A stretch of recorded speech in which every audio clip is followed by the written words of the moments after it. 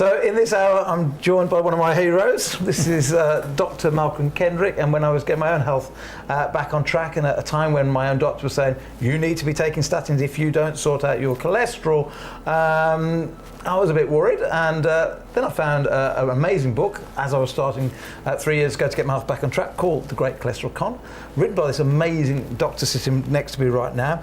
And we're going to have a whole hour talking about a healthy heart, and I have no idea where it's going to go. So, Dr. Malcolm Kendrick, thank you for joining us. It's my pleasure. Thank you for writing some amazing books. Thank you. And I know you've got a brand new one. Yes. Just about to come out. Best book ever written, I believe. Oh, well, definitely. I tell you what, you'd struggle to beat this one. Yeah. And also, I love your Doctoring Data, which is, if you've not read Doctoring Data before, it's about how, remember I've talked many times about Derren Brown and how you can manipulate research if you're a big pharmaceutical company the way you want it to look. Your whole book's kind of around that same whole philosophy. Yeah, well, it is one of those things of how does the average person know who to believe and what to believe. That's a very difficult question. Yeah. Because people often say to me, well, how do I know you're telling me the truth and whatever, and at which point I kind of go, because I'm a really nice person and I would never lie to you, and it never sounds very good. So, and you get these stories that coffee's good for you, coffee's bad for you, coffee's good for you, coffee's bad for you, and people think, well, make your mind up, what is it? So I think we get these conflicting stories, and I'm just trying to say to people, well, where does it come from? How does this arrive? How do we, when you hear a story saying statins reduce your risk of dying of heart disease by 40% or whatever, what does that mean? How can you analyze it? How can you interpret it? And I think that's quite complicated. So I was a bit scared because I don't really understand statistics very well myself sometimes. So I tried to keep it at the level that I thought, well, I can understand this, so I can explain it to people, if you like. And that's sort of what was the thinking behind it, if you like? I think what was really scary in your Doctoring Data book was that in the States, when they were trying to lower the acceptable level of LDL, and all these doctors came together, most of them had got relationships with the actual statin companies that, it's crazy. They all had.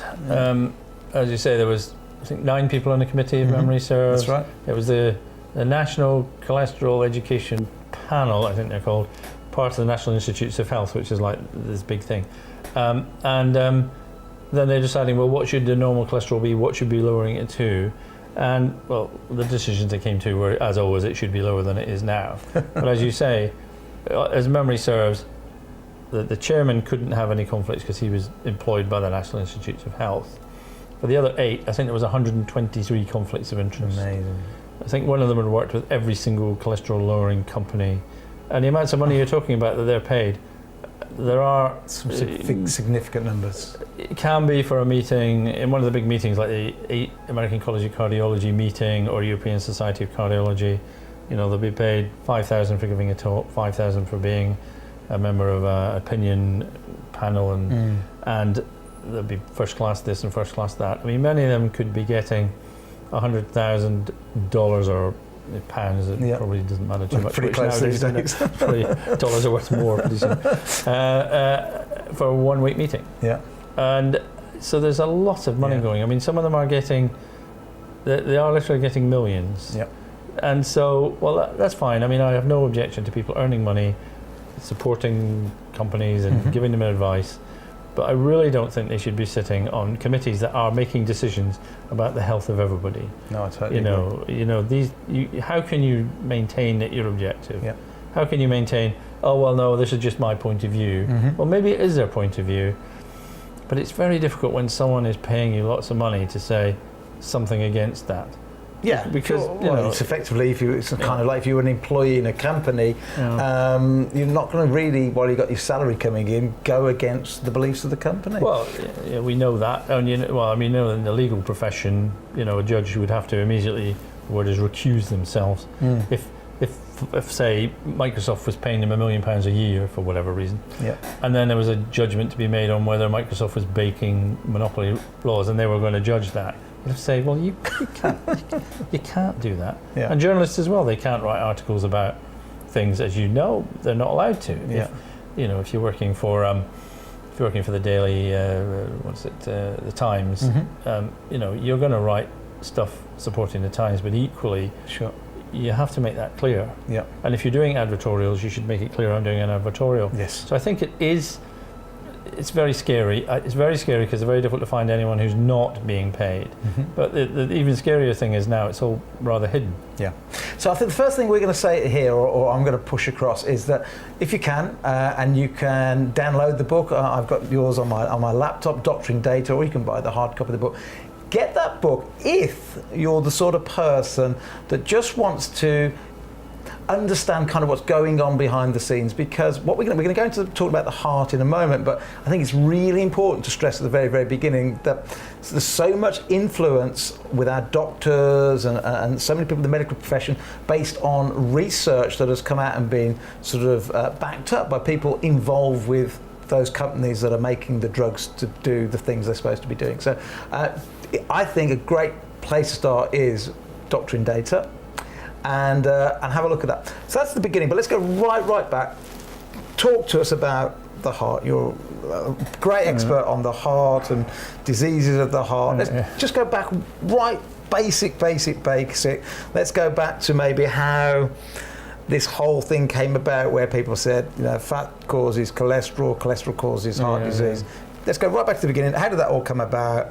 And then let's try and It depends how, we'll try and come up with them with 4 or 5 things that we can all do to avoid one of the biggest killers in the UK. Yeah. Well, I think if you go as far back, the first concept of cholesterol and heart disease was actually suggested in about 1860 by an Austrian researcher called, I think he was German actually, called Rudolf Virchow. That was where people noticed, first of all, that there was cholesterol in the thickenings in the arteries. That is what we really call heart disease. There was kind of nothing done at that time because heart disease wasn't a big, or considered a big killer. People were dying of TB and syphilis and infectious diseases, so these were the things people were focused on. So it wasn't really until rather later on. In fact, you sort of run through time very quickly. We'll go to America just after the Second World War, where it was noticed, suddenly it appeared to have come from nowhere. It was men, youngish, middle-aged men were dying of heart attacks. And it was almost like, where's this come from? It had been around, but I think just not noticed. And so people were looking for answers. And it was really the number one issue for the World Health Organization, which was set up in '48. And they said, well, what's causing this? Why are we dying of this condition? America was probably the first country to have a very high rate. It did spread, if you like, around the world. So people were looking for answers, and the man that came along and said, I know what causes heart disease. Me. It was a man called Ansel Keats, who was a researcher. He'd done some nutritional research during the Second World War, and his hypothesis, he'd gone to Italy and he noticed they had a low rate of heart disease and noticed they weren't eating a lot of meat. And he said, I know what causes heart disease. It's eating animal products, eating fat, eating cholesterol. And that was his hypothesis. Oops, the book's fallen down. It's a real heavyweight book. It's very heavyweight.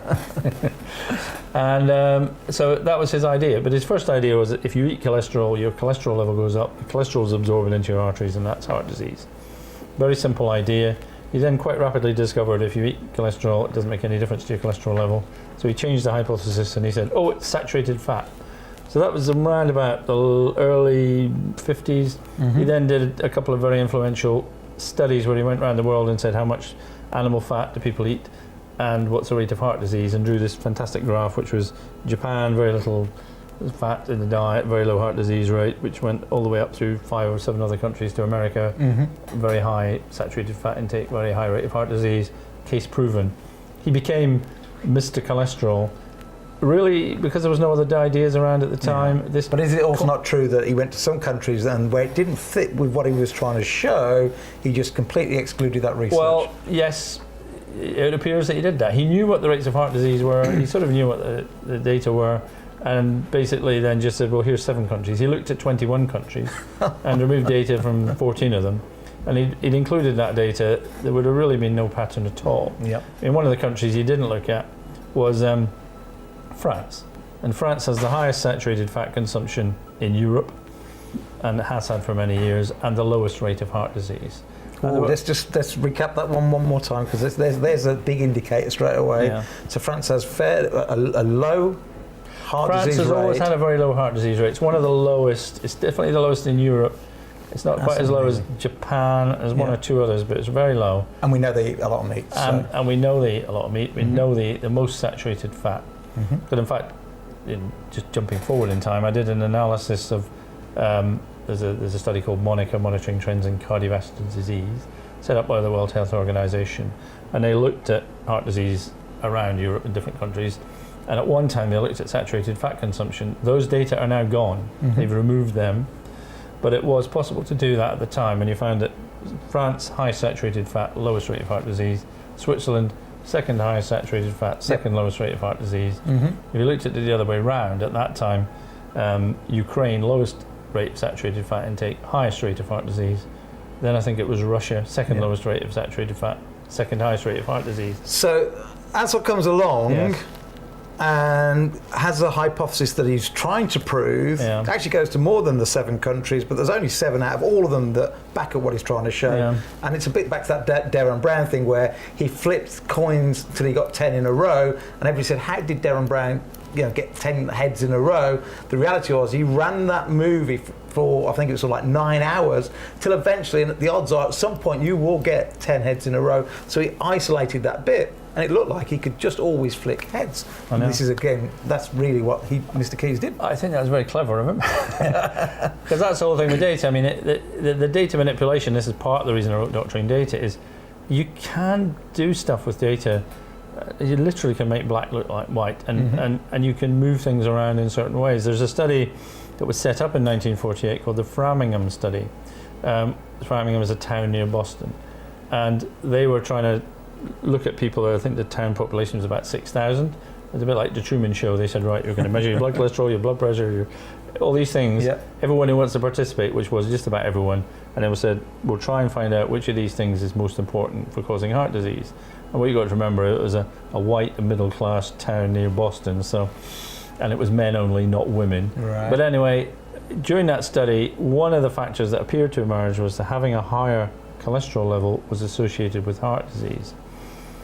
But the Framingham study has carried on. It's still going on today. It was used to create the original risk factor calculator, so you put your risk factors in and it told you what your risk of dying of heart disease was. And they said for every 1% fall in your cholesterol level, you'll get a 2% reduction in cardiovascular disease. That was the story that came out of Framingham.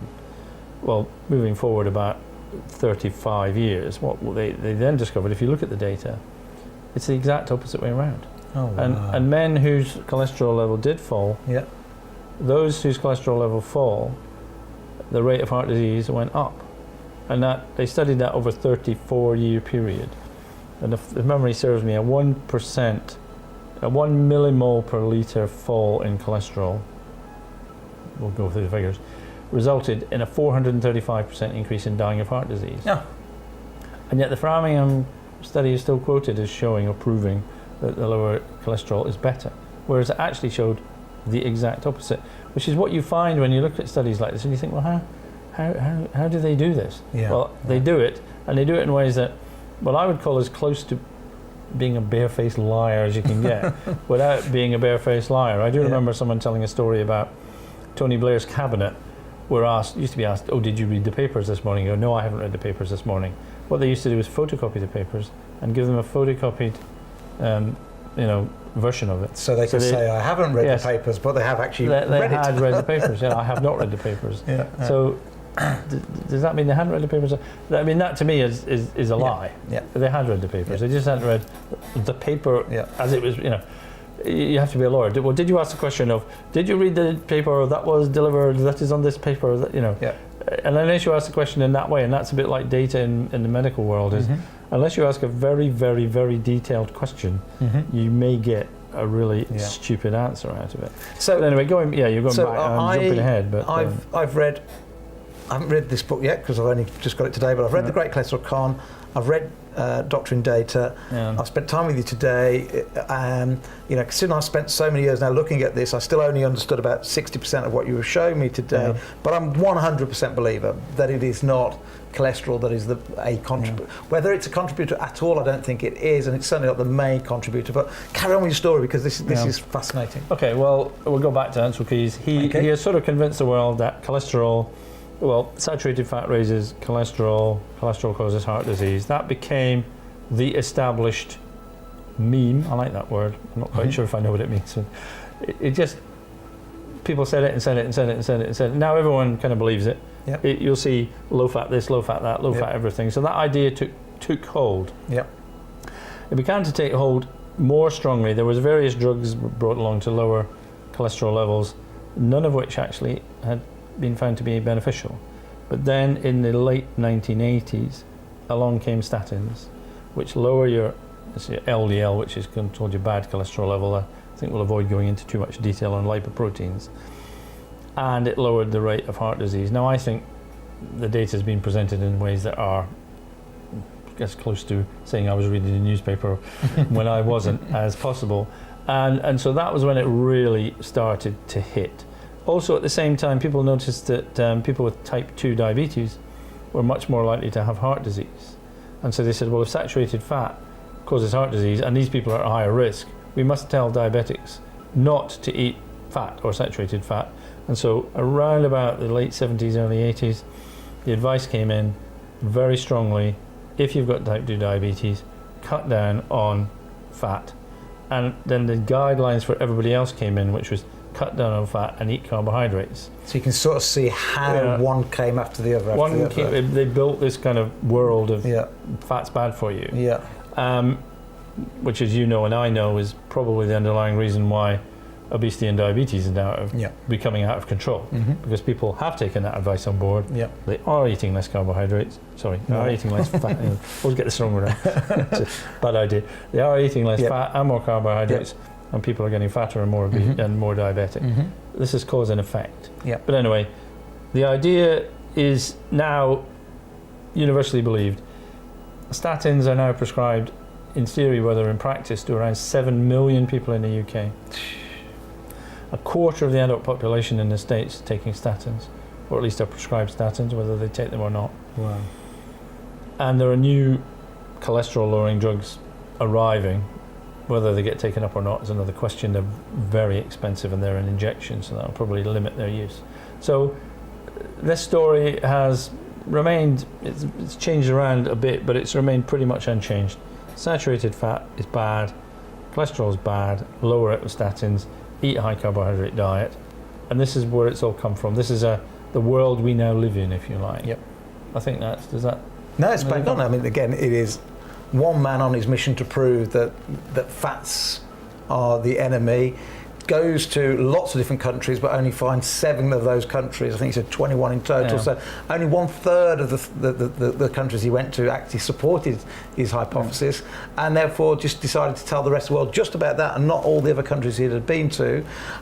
We know the French. I spend a lot of time in Switzerland. I know you do too. You know, they eat lots of meat, and we don't see as much heart attacks as we see in the UK. So there's something going wrong, and it looks like this might be the whole area of, is it LDL that's causing heart attacks or not? So if it's not cholesterol that's causing heart attacks, what we can't deny, and it's on the front of my book, what we can't deny is that, where do we go? Heart disease is the biggest killer. So it's happening. Yes. But if it's not cholesterol that's causing it, what's the main things that's causing it? And most importantly, what can we all do to avoid it? Yeah. Well, I think that there's no doubt that smoking causes heart disease in those who smoke. Heart disease has fallen, the rates have fallen in the United States since about the 1960s or 50s even. It's difficult to tell when they peaked. They've fallen in the UK since 1970s. Scotland had the highest rate of heart disease in the 80s.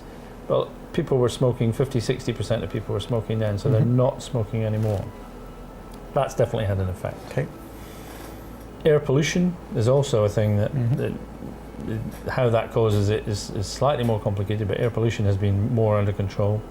Weirdly, you may think lead, as in lead in petrol, has been taken out of petrol, and that's had an effect. So these things have benefited. At the same time, other things have been coming along, because we know that diabetes really increases the risk of heart disease. And that's due to damage to the lining of the arteries. It damages the lining of the arteries, it causes blood clots, it's just not a good thing to have. So that's now beginning to show in America, where the rate of heart disease, which had been declining, is beginning to tick up again. There's some evidence it's happening in the UK. Definitely in the US, life expectancy is now falling, has been for the last 2 or 3 years, and in Britain it's either stabilising or falling. It's one or the other. Yeah, it's not going in the right direction. Some doctors say it's that, some are saying that. Yeah, it's not. I mean, years and years and years of doing this, that it's now doing this. You say, well, what's causing that? Well, people can come out with their own explanations. There's one great one. Look, 1 in 2 people, according to cancer research, that are alive today will at some stage be diagnosed with cancer. Yes. I mean, there's one of the big reasons. We are doing that, and I think that you and I agree on the impact of the dietary nonsense. Yeah. The food that we eat now is it's packed with gumph. A pot noodle, for example. I don't know what it is. I had one once and thought, what is this? My daughter had one on the plane a couple of weeks ago, and the look of distraught, and she poured the water in and she just looked at me, and I just looked at her, and she went, "It's got chicken in it, Dad." I said, "Really?" That's right. Has it really got chicken in it? Type substance. How is that chicken in a pot that's got like a 3-year whatever it was, sat by there? No. She didn't eat it. Somebody told me a statistic that there's something like 7 million pot noodles eaten every day in Britain. Wow. It was a number so ridiculous that I thought... More than probably heads of broccoli. Well, I'd imagine so, yeah.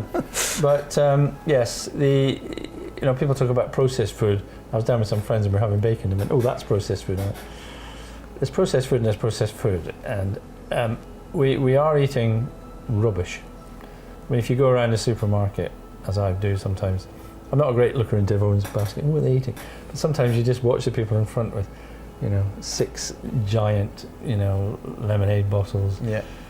Cakes, carbs. You think, carbs. And you think, no, Yeah. And then presumably they look at my basket and I've got, butter, a bit more butter, some more butter on top of that, and then a bit more butter, and then which the supermarkets would actually go, "Oh, is the unhealthy one, because look, we've got low fat this, low fat that." Yeah, I know. Of course, they call it low fat. In fact, they call the spreads are now low fat spreads, but of course they're entirely full of fat.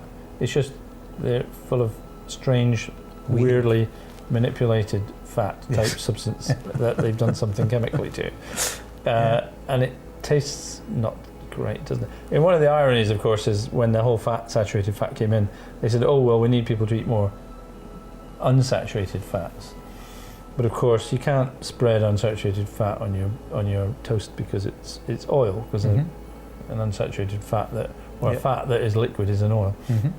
So they worked out a way of turning oils into fats chemically by making a different bond structure. So most fats bend like that.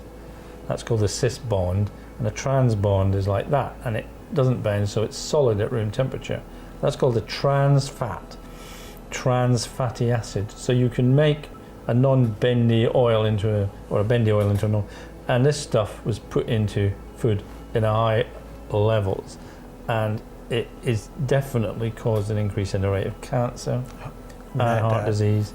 And in fact, in the WHO even has admitted that this is horrible, disgusting stuff and we shouldn't be using it. Yeah. And of course the irony is it was designed to be healthier than saturated fat. And people like McDonald's were told, "Don't fry your chips in lard. That's terribly unhealthy." So they ended up frying them in trans fatty acids. So let's stop doing it in something that the human body has lived off and survived off its entire evolution. Let's make something up totally chemically enhanced instead, because it suits us all and it's a bit cheaper to produce, it's got longer shelf life and it spreads easier, but we just don't know what it might have effect on the body. I know. And these organisations, what was it, Centre for Public Interest, what was it called, the Centre for Science and the Public Interest, or something like that, who were the ones that forced all this through. And now they're the ones going about how unhealthy trans fats are. And you go, correct me if I'm wrong, but wasn't it you that made us do this in the first place? Yeah. But this is where... Well, let's not beat them up too much, because we want them to do a U-turn on LDL. So well, we do, yeah. So. No, you're very good, well done.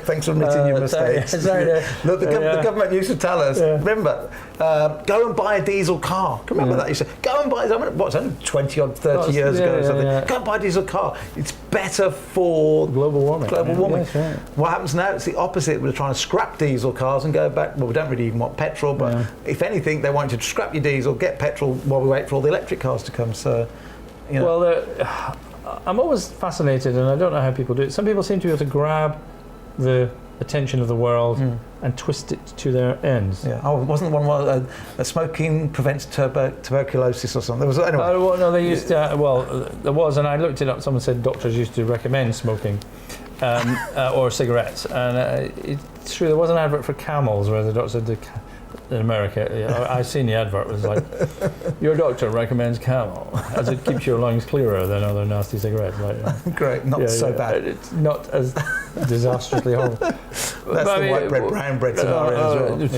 well. Clean eating, no, don't get me onto that. But no, so we are in this situation where people seem to be able to grab the story and mould the story, and then once they've got it, I do find people look at me like you're talking nonsense. You must be talking nonsense. People you don't believe cholesterol causes heart disease, like, a strange person or dangerous person, which I've been called. And I think, what would convince you? I've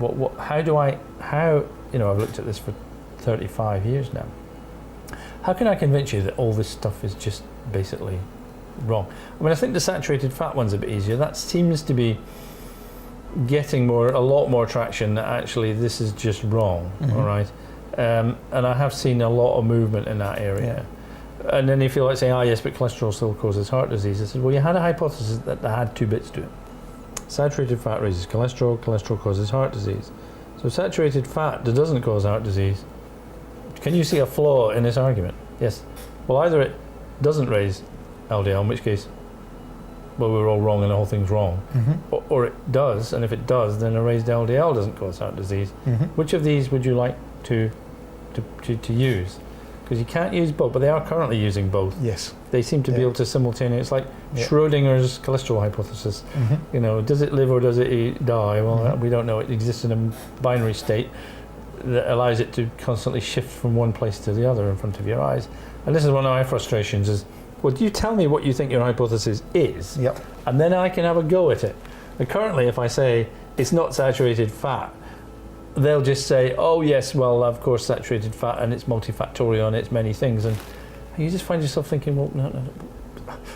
Tell me what your hypothesis is. And you might think, well, they've told you what the hypothesis is, but I can tell you, if you try and pin them down, it just shifts and mutates in front of you. Falls apart. And, well, I'd say it falls apart. They say, no, you've got to look at all these other factors as well. So it is frustrating. In probably not technical, because we don't want to get technical at all. Give us some kind of something to hook our belief on, then, that it's not cholesterol. Maybe let's talk about blood flows and how protein and carbohydrates go one way and fat goes away. Just give us some, and it's all in the books. And it's a hugely complicated subject when you really dive down into it. But in a kind of a nutshell, let's give everybody at home a bit of evidence or our belief in why it's not cholesterol that causes heart problems. Kind Well, I mean, you're into this he says, she says, or they say, I say sort of argument. I think the first problem I had with it, because I'm a kind of get down to basics kind of guy, like, okay, you're telling me this, but where's the evidence, where's the evidence, where's the evidence? And you quite often find when you get further down, you think, well, there is no evidence. So the hypothesis is really that LDL, which is a lipoprotein, which is like a tiny little kind of molecule, is full of cholesterol and fat, travels around in your bloodstream, and it's that substance that penetrates your artery wall, gets into the back of your artery, and then creates a kind of, quite difficult to explain because I don't think anyone's ever explained it, process whereby inflammation and other things are attracted to it, and it forms this kind of thickened plaque that gradually narrows the artery until eventually there might be a final blood clot at that point which blocks the artery, which is stroke or heart disease, heart attack. That's what causes it. That's the current hypothesis. And I started looking at it in all sorts of different ways. And in fact, as I have told some people, I was taught in Aberdeen University in the 1980s by a researcher and teacher cardiologist called Elspeth Smith. And she said during a tutorial, LDL cannot penetrate the endothelium. Now the endothelium is the single-celled lining to all arteries. And at the time I kind of went over the top of my head. I didn't know what LDL was, and I wasn't very sure what the endothelium was. But it kind of, the way she said it, you know, some people say something and you think, there was something really important in this. Yeah. Why was that so important? And I started looking into it. This is a time when, if you wanted to do medical research, you had to order the journal, and it was delivered by a postman in a hand quill writing, and then you had to find the article.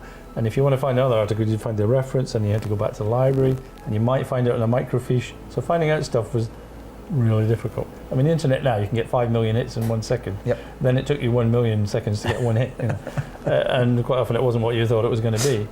And she'd done research, and what her research had shown, or demonstrated quite clearly, was that this hypothesis that LDL penetrates into the artery wall, it just didn't work, because she couldn't get it to penetrate the artery wall. And in fact, when you look at it, there's no mechanism for this to happen at all. And people will tell you there is, but actually there isn't. So you start thinking, well, if that's not correct, then this whole thing doesn't work. It can't work. Something else is going on. And that's years and years, and tell you what, you have to read a lot of stuff, because you get thrown in different directions.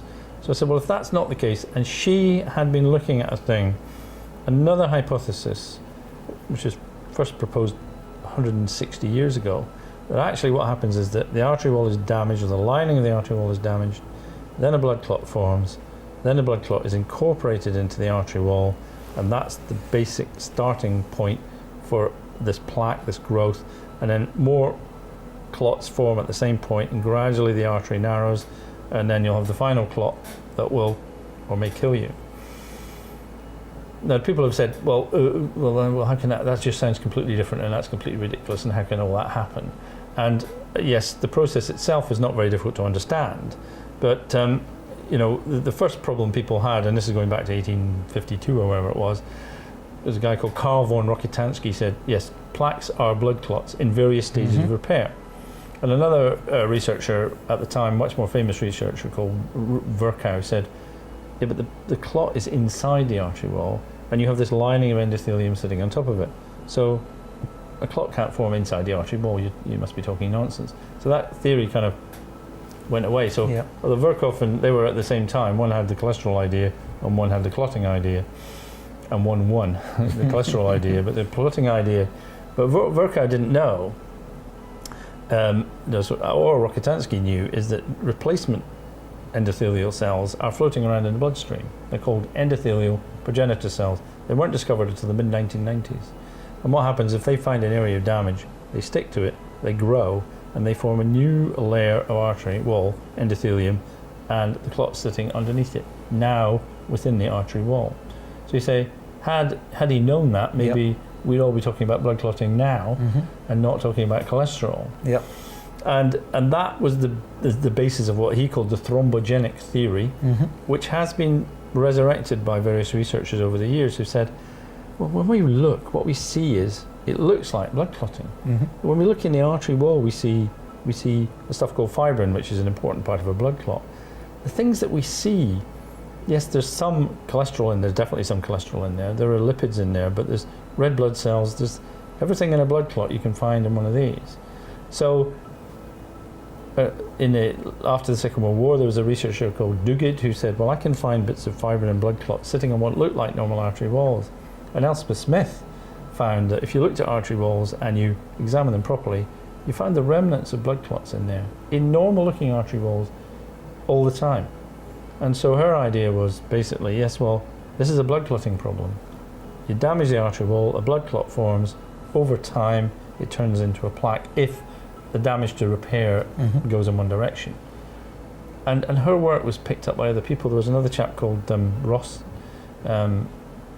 I think it is, an American researcher, called the response to injury hypothesis. That the first thing that happens is you damage the artery wall, after that it all happens. And you know what? That is what happens. Yep. And you can find it's like staring you in the face, going, hello, hello, here, hello. Cholesterol, no. It has a minor role, yes. It's not, we don't just write it off. It's there. But this is what we're telling you. This is almost, you look at it and you think, because you can see that some, what they call the plaque, is like multi-layered. So there's layer after layer, like it's like the rings of a tree. The rings of a tree. Yeah. And you think, Yeah. well, there's only one way that appearance could have happened. Yeah. Right? And we also know that, you know, the blood clot is the final thing that kills you in heart disease.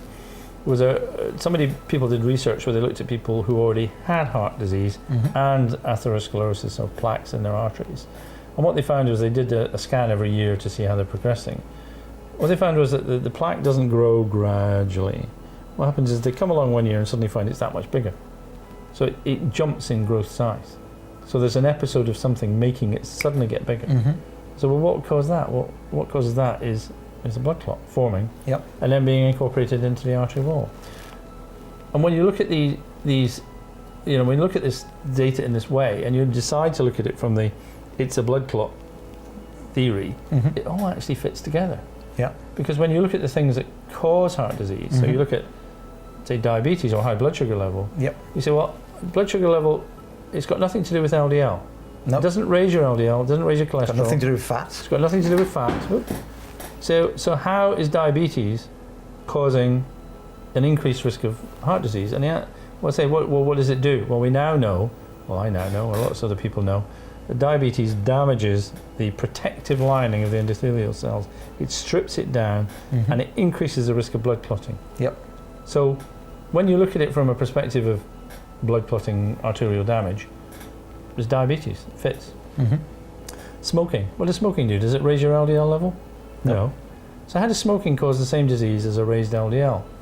Well, if you assume LDL doesn't, but smoking does. Well, if you smoke one cigarette, and you then take a blood test, you can see what they call microparticles in your blood. A microparticle is the bits that are remaining from a destroyed and dead endothelial cell. When you smoke, you kill endothelial cells. Right. When you have air pollution, which has recently been now recognized as a big factor, air pollution strips off and damages endothelial cells. So when you look at factors that really do cause heart disease, if you like, there's always damage to the endothelium or increased blood clotting factor going on. Whereas when you look at it from an LDL perspective, where does it fit together? Yeah, you know, it just falls apart completely. It falls apart, and so you say, well, blood pressure itself. We were discussing earlier, and I said you can't get plaques forming in veins. They don't form in veins, no matter what else is going on. Yeah. Well, the blood pressure in veins is far, far lower. So the endothelial cells lining it. Can you imagine you'd be sitting by the River Ouse in Cambridge, which kind of oozes. Well, anything on the bank there, you could probably put a cigarette packet down and it would be there when you came back in the afternoon. Yeah. Whereas if you were in a mountain river going through the narrow gorge, well, there's a terrific powering and what I call in the arteries biochemical stress, turbulence. And so obviously the endothelium lying there are being battered and attacked and pounded. So what's very significant about that then? So it's the clotting in the arteries, not blood vessels. We don't believe that it's a big cause by cholesterol and LDL. We say that may have a minor role to play, but it's certainly not there in our big sort of list of hitters. Stress, smoking, toxic airs that we breathe are sort of big contributors to this. Diabetes, over carbohydrates are causes. What about, so therefore on the fixes, or the prevention rather than the fixes is the wrong word. So on the prevention then, cut down the carbs. Yes. Exercise. Why is it that exercise helps prevent cardiovascular disease? Cardiovascular disease. Well, I think we're looking at, there's an orchestra, if you like, there's a number of instruments going, but there's a conductor. In a way, I like to think of the conductor of the orchestra as a molecule called nitric oxide, which you may or may not have heard of. NO, with a little dash at the top, which means it's very reactive. So it's a free radical, actually. And this chemical it relaxes the arteries. It's what they call a vasodilator. It's what happens when people take nitrates. It protects the endothelial cells from damage. In fact, it's a release chemical. It communicates from the bloodstream to the endothelium through this system, and tells it to react, to relax. It's communicating all the time. It also goes to the bone marrow and says, produce more endothelial progenitor cells, which are the things that come and cover over areas of damage. And it kind of acts there in a communicator. So if you can keep your nitric oxide up, your endothelium will be healthy. The lining of the endothelium, they call the glycocalyx, will be healthy, and your arteries will be more flexible. Your blood pressure will be lower. Everything good will happen. And exercise, high intensity exercise, causes nitric oxide synthesis to be stimulated up. Okay, so we've got exercise, and the one that you shot me with today that I didn't know, and I've for the last couple of years since I wrote the first Primal Cure, I've been a big pusher of, get out in the sun. I know so many doctors say you should never go into the sun, but we're designed to go into the sun. That's how we synthesize vitamin D from rays from the sun. Of course, you should never get burnt. Burnt's dangerous, but there are more people that get cancer from lack of sunshine than they do from too much sunshine. But be sensible.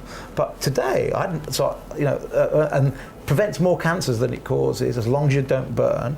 And then you tell me now that also sunshine is great to help prevent heart disease, which is amazing. Yes. Well, amazing to make something. It stimulates nitric oxide synthesis. I'm not entirely sure how it does it, but it does it. It's been measured. It's been analysed as a group in Edinburgh University who looked at it. And in fact, there was research done from Denmark and Sweden, which showed that women they put people into go out sunbathing a lot and cover themselves up and never go in the sun, and at all points in between, and that the women who had the greatest sun exposure, lived longer, were far less likely to get heart disease and various forms of cancer. And in fact, the effect of avoiding the sun was considered in this study was found to be as bad for you as smoking.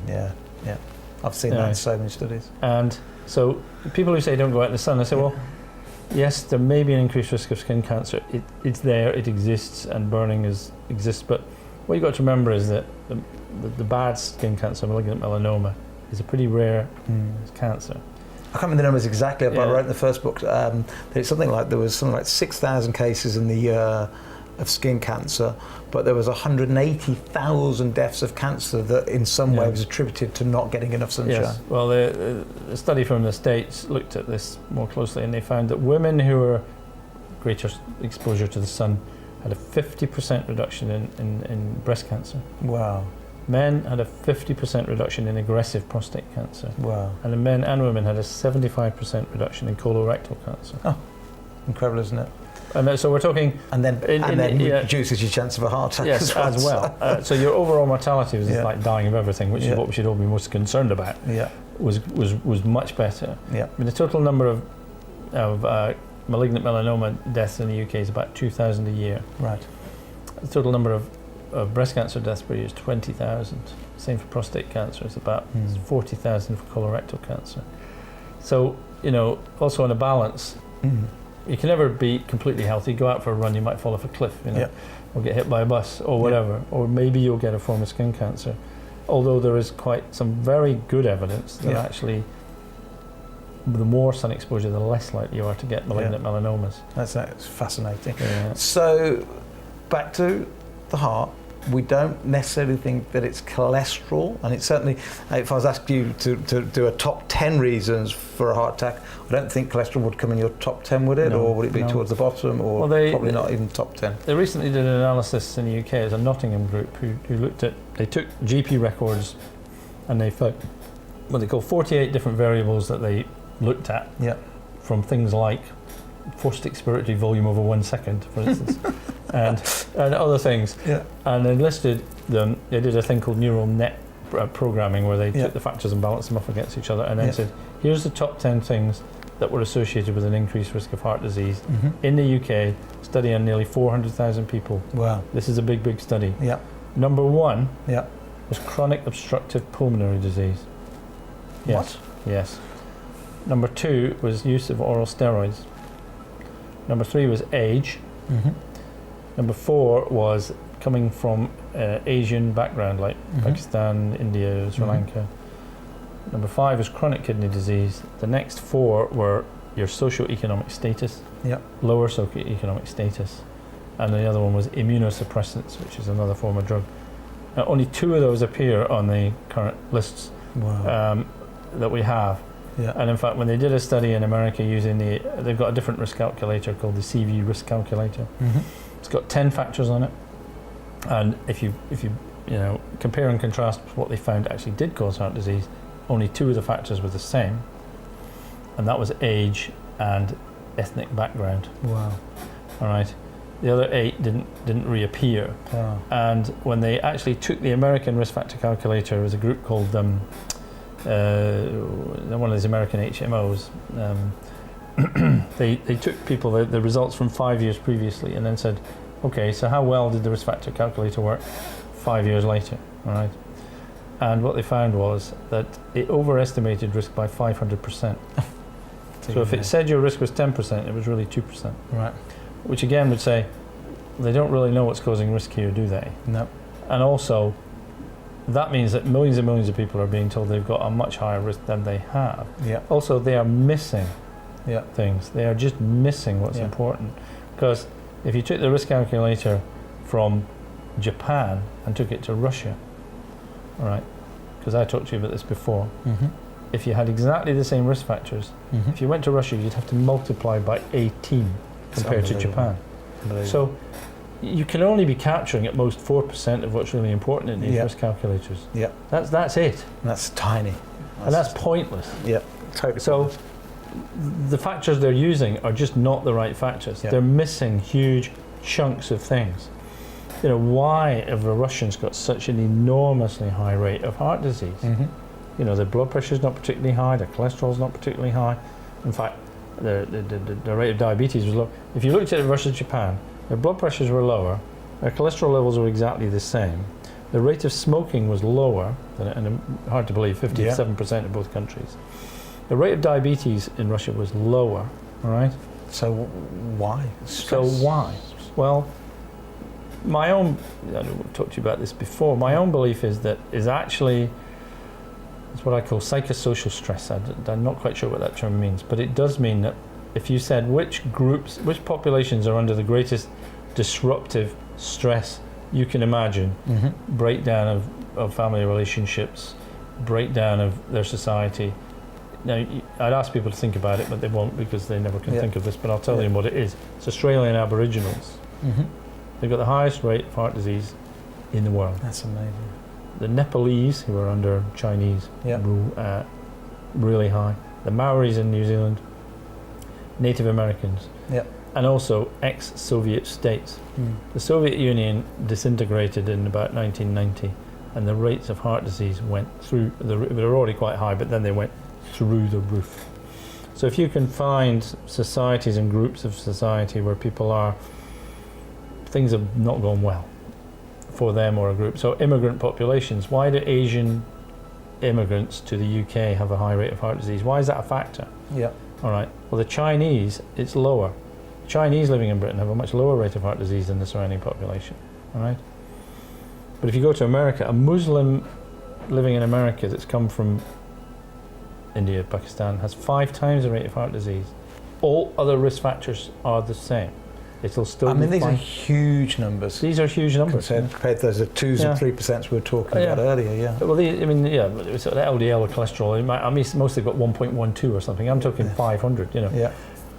But interestingly, there was a population in Pennsylvania in America called Roseto population. You may or may not have heard of them. There was a place in southern Spain, somewhere like near the boot of the heel of Spain, where there's a town called Roseto, and like almost everyone said, life is shit here. We're going to glorious America. And they almost re-established Rosetta as a community. And what they found was, when they looked at it, these people did not have heart disease.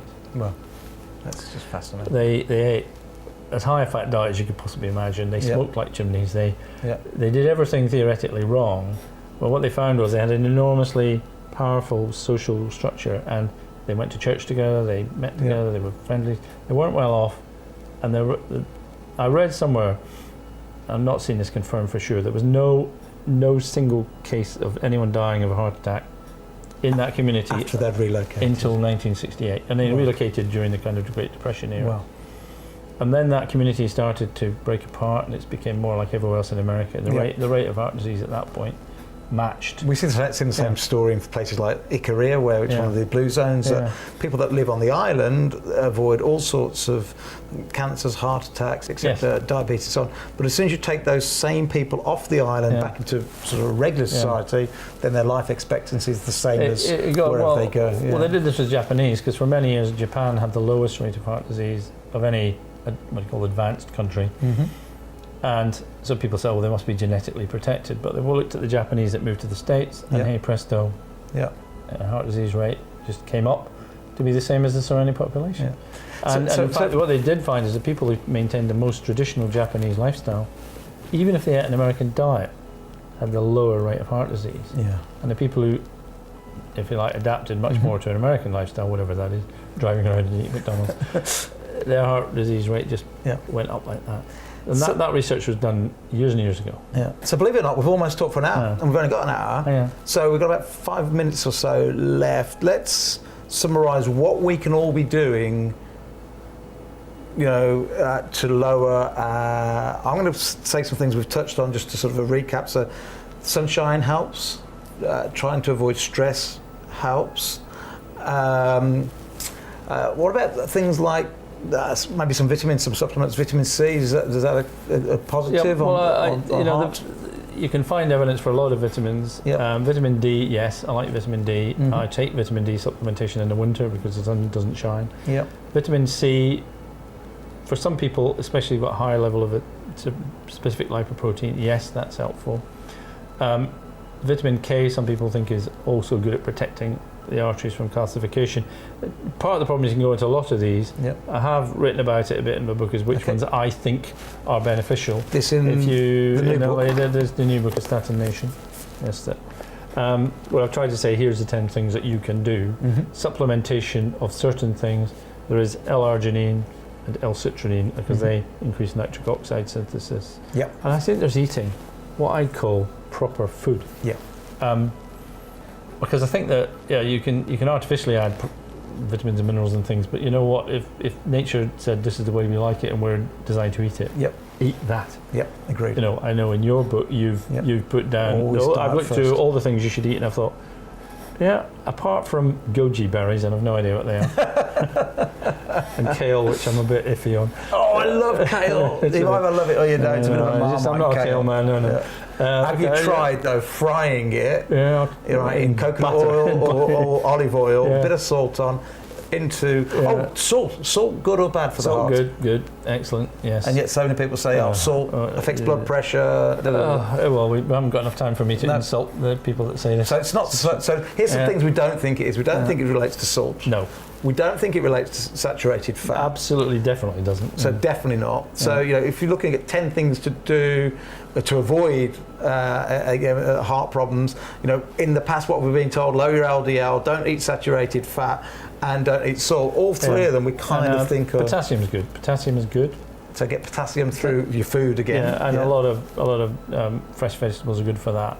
I mean, I think when it comes to nutrition, everything the experts tell you to do the opposite. Isn't that I mean, that is so frightening, but we're seeing that now for so many different things. And sadly, back to the thing we talked about with doctoring data earlier on in your other book, is that you have to think about where all these sort of stories came from about what to avoid and what we should be eating and shouldn't be eating and what statins and tablets we're supposed to be taking. We're talking about multi-billion-dollar industries, and if you're sitting here going, you know what, I'm even more confused than I was before, because I've just heard it's not salt that causes heart attacks, it's not really cholesterol, and it's not saturated fats, and you're going, is it Steve and Malcolm they've got it right, or is it everything else? Then the first place I would start is your doctoring data book. And if you love a good read about how all these things have come about, all these beliefs have come about, but I'm telling you, it's as black and white as, in fact, it's not black and white at all, that's the problem. But if it was black and white, it's black and white as when the government once said, you need to have diesel cars to help the environment, and now say diesels are worse, you should be back to petrol. For me, it's as black and white as that. Well, I think it is. I think there's a lot more vested interest in the whole low-fat, high-carb statin. I mean, there's a book called 29 Billion Reasons for taking statins. Which James was reading that the other day. And statins, my calculation is all the statins over all the years that they were out, and they're now past patent, earned $1 trillion, not a billion, $1 trillion. Mm. Now that's a big lot of money Yep. in profit. Yep. When you've got that kind of leverage behind it, that kind of money behind it, you have to ask yourself the question, really, are these people necessarily putting the healthy view Yep. at the number one priority, Yep. or are they doing something else? And of course, corporate, a business that's a corporate, what's their number one thing is their shareholder value. So Well, they'll tell you it's a legal requirement. it is a legal requirement. Yeah. To maximise shareholder value. That's it. Yeah, where does it say anything about the customer or the consumer or the patient? Well, it should be, shouldn't it? But, Yeah. but I mean, we live in this world, and it is as it is. But and it's funny how I have not in America. There's this thing called a B corporation, which is different to every other corporation. There's not many of them. No. The B corporation puts doing good first. It's people and planet before profit. Yeah. You see how many pharmaceutical companies are a B corporation. Yeah, go and try that and have a look. I can imagine it would be precisely. It's got a round figure. Around this number you can get. Yeah, I know. So I mean, no. I think that yes, and I would say to people is, yes, what you're hearing here seems to be contradicting so much stuff. Yep. And why should I believe this person? And the answer is, I think you have to come to it yourself, to read about it yourself, to think, well, does it sound reasonable? Do I believe that this is to be true? Because sorry to interrupt you. I mean, here's a good one, isn't it? Look at this. Cancer rates we know are going prolifically that way. Heart disease is coming down slightly, but if smoking is one of the biggest causes, which it is, but it's only coming down slightly, and smoking's sort of done that, then it's actually not decreasing as fast as the decrease in smoking. So it's kind of, and there is so much medication you can be taking. We're talking billions are spent on statins alone, and yet still people having lots of heart attacks in the UK. Well, I mean, I when I work in a thing called intermediate care with elderly people is one of my roles, and about 6 years ago I tried to find out how many medications people were taking on average, and it was 9.6, and it's now 10.7. Oh. So on average, and these people are average about 80. On average, an 80-year-old is now taking 10, and that's not just 10 tablets. That's 10 different medications, some of which maybe 3 or 4 a day. Yep. They're taking 40 tablets a day. Yep. On average. Yep. My dad's there, sadly, 78, and he doesn't know. He remembers what his first one was for, but can't remember what all the rest are for. And this polypharmacy, this mass medicalisation, it's just the wrong direction. We have to get back to trying to say to people, this is not health. Yeah. This is something else. Yeah. I don't know. If I was going to throw myself under a bus for anything, it would be stop giving people all these medications which are of vanishingly small to zero benefit, and I think when you add them all together, we're starting to do more harm than good. I'm not the only person saying this. I think that we should. When I graduated in medicine, we were told no one should be on more than 5 medications at a time. And now it's virtually, they're only on 5 medications, you're not doing your job.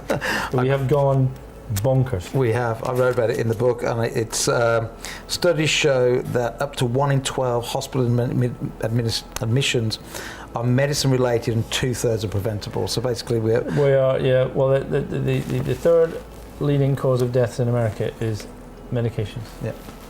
The last time I looked, it was 238,000 deaths a year directly related to correctly prescribed medications. Yes, that's just a horrific figure. And yet they go on about people saying, "Oh, vitamins might damage you." I'm like, what? Well, I don't think 238,000 people are dying. I think I managed to find evidence for 1 person in America in the last 10 years had died as a result of taking vitamins. Yeah. And yet they try to. Anyway, before I become. No. I'm with you all the way, and I know I've studied all the research around medication and the amount of deaths that are reported, and etc. etc. Here's the thing, then, what can you do? Let's summarise, because we're literally into the last minute or so. Let's summarise what we can do to increase our chances of not getting or not having a heart attack. Get out in the sun. Yes. Exercise, and that could be as simple as going out and walking and breathing fresh air. Try to get away from the traffic, because we know that pollution is another contributor. So get out into a nice park, go for a nice walk, eat good nutritional food, avoid packaged foods, eat saturated fats. It's not about saturated fats. Avoid diabetes, and diabetes we know is sugar. We know that too much sugar, too much carbohydrates. So cut down the carbohydrates, cut down the sugar. Salt isn't the big problem. No. In fact, salt is good for you. Salt is good for you. So salt is okay, good for you. And good social relationships with other people. Yeah. Yeah. Get on with other people. Have a sense of purpose. Get out. Join a society. Go and join a club, Yeah. go to church, go and meet people, Yeah. go and socialise, go outdoors, meet people, have friends, have a reason for getting up every morning, and try and de-stress, isn't it? Well, it's about positive mental attitude. Positive mental attitude. Best of health to you. I hope this is useful. Please tell all your friends about Primal Cure. More importantly, or as importantly, go and find one of Malcolm Kendrick's books. They are absolutely eye-opening and incredible.